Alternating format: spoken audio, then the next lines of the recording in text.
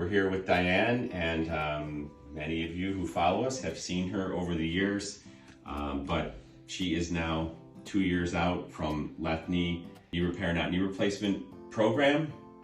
And as you can see, she's 81 years old and sitting like she's 18. It's pretty amazing. How does your knee feel over 2 years out from starting this program? This is awesome.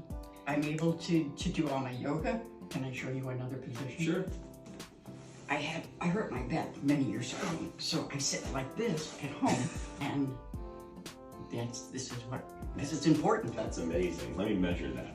That is 155 degrees of knee flexion, which is amazing.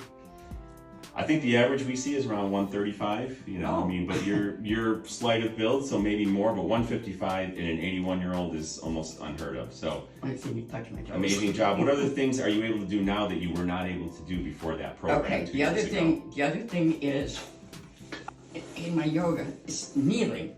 I have to be able to kneel, and I couldn't do that before. You couldn't kneel before? No.